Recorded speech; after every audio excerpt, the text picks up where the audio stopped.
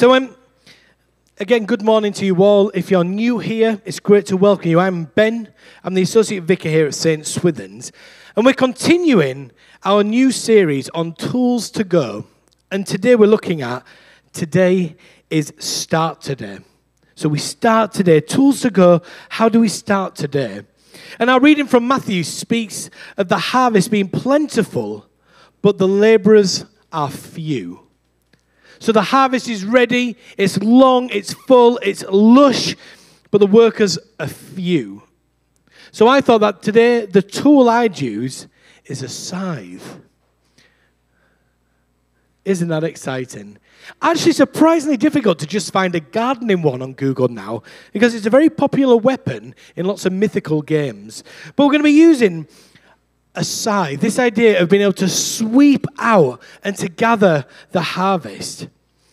As we saw in the game, which you all took so graciously, with gathering the straws, we saw that many hands, lots of people together, actually makes light work. And I think if you equip us with a scythe, wow. I mean, it'd be horrendous in that game, but using the metaphor, going out there, collecting it in together. I don't know if you picked up on this in the reading, and it caught me by surprise, actually. We heard that Jesus looks and sees people like sheep without a shepherd. It talks about Jesus going around healing people, and that is, of course, amazing and what we can still see today. But this idea of talking about people looking like sheep without a shepherd, followers without a leader, people who are scared and feeling alone. And I believe this is still true for us now, but sometimes I think it helps for us to think, what does it look like now? People are constantly trying to find a leader, an influencer, sometimes on the other side of the world through their phones. You see, people can be inspired by those they may never meet and never be known by their names. People who one week might be the person to be listening to be watching, but then a month later, they're almost unheard of. They vanish into the abyss of TikTok and other streaming sites are available. But what we do know is that Jesus knows our names. What I love about communion, where we share bread and wine together, is that we are each called individually by name to receive his body and his blood, the bread and the wine. And by doing this, we get to be with Jesus, in Jesus. Jesus in us, we are in Jesus. It sounds confusing because it is, but it's also beautiful. The challenge for me is that Jesus also knows all the people I'm embarrassed to speak to about our faith. Even the ones who might make us feel embarrassed, a bit silly, publicly when we talk about our faith. But Jesus still loves them.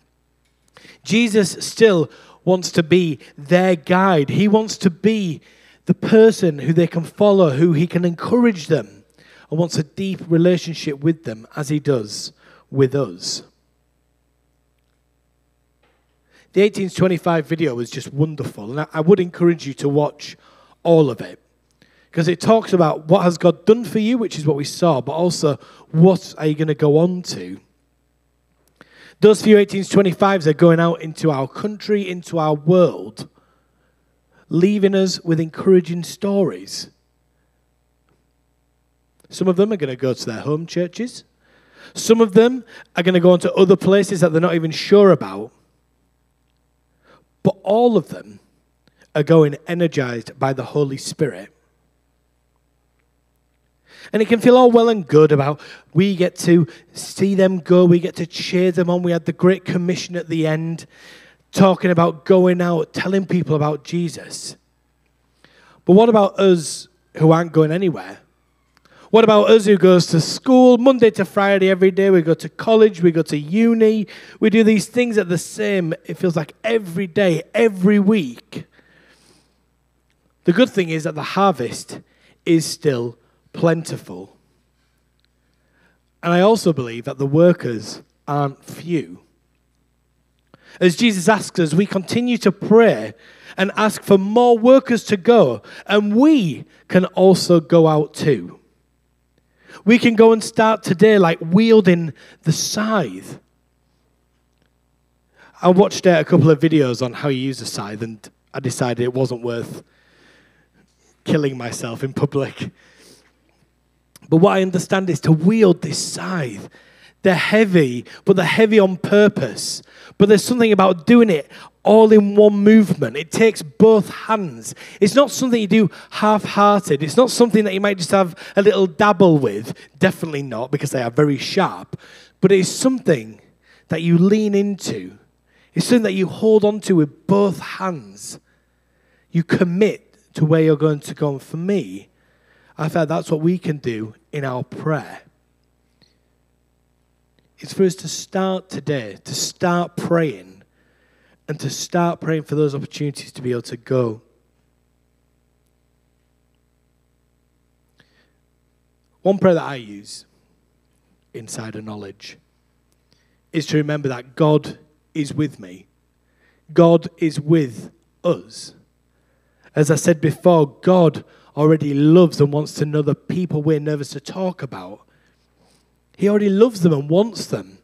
So we're actually on an upper hand. We are the ones going in where God is already at work. I saw a video and we shared it at Simply Us, where Nicky Gumbel talks about evangelism.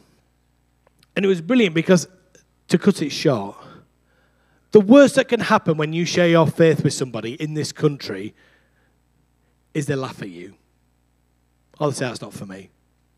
Or they say, I'm a bit spiritual, but I'm not that. I'm spiritual, but I'm not religious. That's one of my favourite ones to come back at, but that's not for now. The worst that can happen is people will laugh at you. But I believe that the best thing to happen is that we get to bring in the harvest.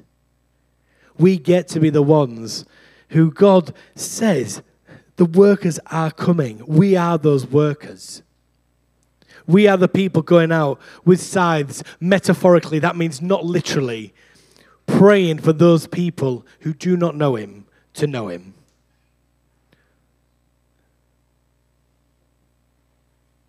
So I just want to encourage you as we come forward for communion today.